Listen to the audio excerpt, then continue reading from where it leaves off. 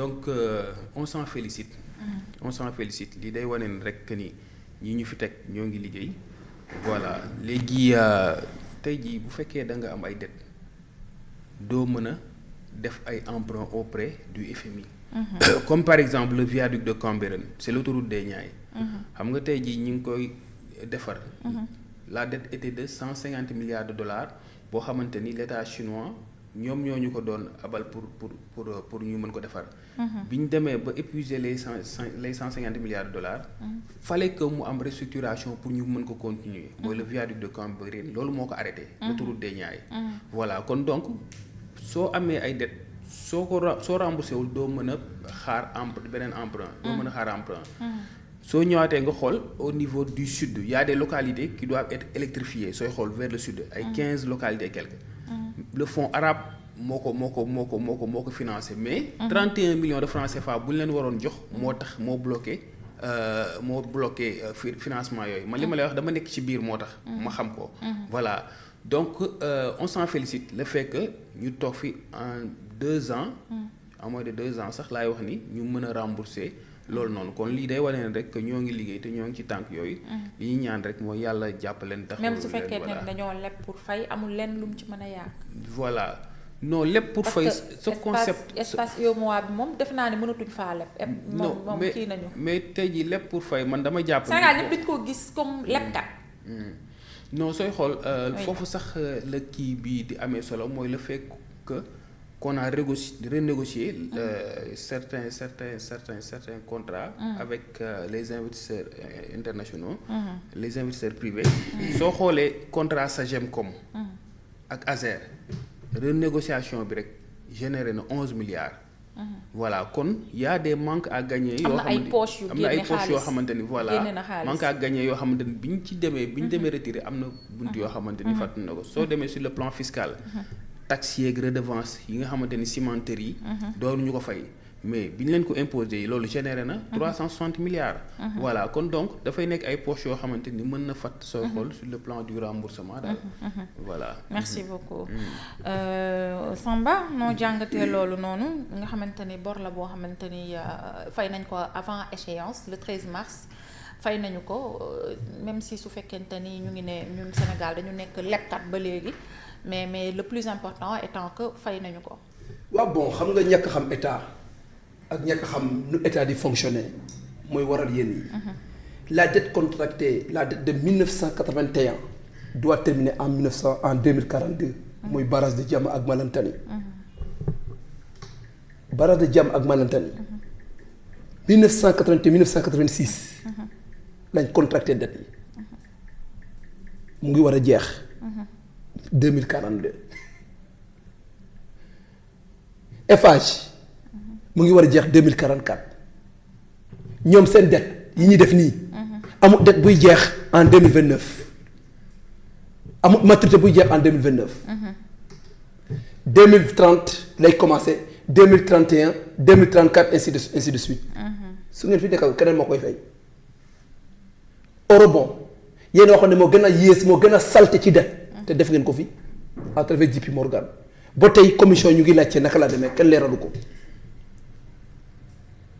donc état c'est la continuité ñun la dette de Abdoulaye Wade les deux dettes de Abdoulaye Wade nous l'avons payé en 2016 et en 2017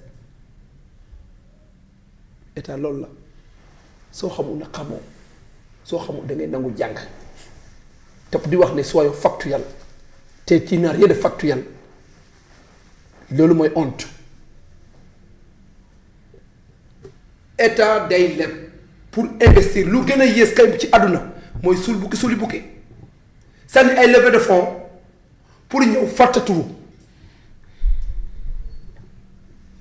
ñun dañ doon fay ay dettes dañ doon investir yokku salaire enseignant yokku salaire professeur yokku salaire yokku nombre de fonctionnaires full salaire force de l'ordre full salaire yi ñëpp dindi impôt sur le salaire loolu ñu ñoo ko def ça c'est une prouesse bourse de sécurité familiale ñu jàppale les fins fonds du Sénégal les personnes démunies loolu ñun la dañ doon leb pour Sénégalais sentir ko dañ doon leb pour investir dañ doon leb pour tabax dañ doon leb pour rénover dañ doon leb pour innover dañ doon leb pour investir des millions de kilomètres de route qu'on a construit les services sociaux de base flambés tout neuf muy hôpital yi niveau 3 niveau 4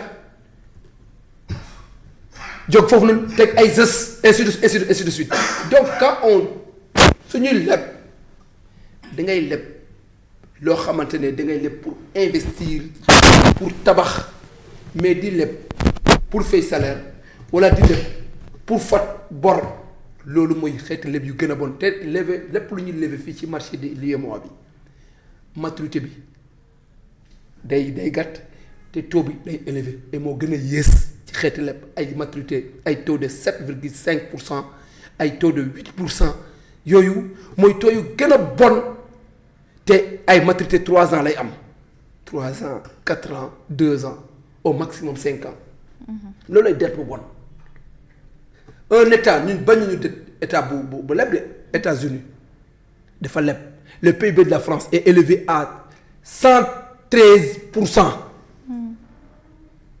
Ils investissent un état day leb pour investir mais lu gën a bon mooy leb te gisuñu xaalis te ñun plus pire que ça ñun sous notre temps malgré les pipelines qu'on avait dit que ñu ngi mucc ci pétrole tout le monde savait que c'était faux il y avait aucun pipeline il y avait aucun échangeur de pétrole bu ñu jëloon te ñoom actuellement dañuy jël pétrole yor pétrole ji jaay pétrole te ñun gisuñu xaalis. D'accord. bande gisuma wala sentir ma ko man. lu tax nga wàcc laa lay laaj lu tax ñu gagné la à 54%. nga ñë. lu tax ñu gagné la à 54%. kan lañ gagné à 54 li nga fi def yëpp. ah li nga fi def yëpp nga teg sa candidat Amadou Ba. loolu c'est vos manipulations diaboliques vous avez vendu au Sénégal que su ngeen yéegee déglu ma dégg ma posé question dama lay tontu vous avez vendu au Sénégal que su ngeen yéegee da ngeen dindi li loi amnistie. la généralisation non man dama posé question kay déglu ma malgré tout Fatima ma war a posé question mais man nangul naa la loolu généraliser au niveau de tous les fonctionnaires. nga ne c'est Diomaye c'est le régime. may ma damay ñëw rek. damay ñëw indemnité de logement loolu bu ñuy dernière négociation ak président Macky Sall il ne pouvait pas signer ce décret parce que c'était presque à la fin de son mandat mais le projet Diomaye l'a trouvé sur place. Au même titre que on a fait au conseil ñu suggérer au président la fonction publique locale ak l'augmentation des salaires des collectivités territoriales des gens qui travaillent dans l'état civil et dans les collectivités territoriales. Mais il n'avait pas de statut. Et statut bi ñun au conseil ñu ñoo ko bind man mii je fais partie des rédacteurs ñu ñoo ko bind. léegi lan moo taxoon mettre leen woon ko en œuvre. xanaa déggoo ma tamit la déglu ma difficulté des agents sama déglu da nga dégg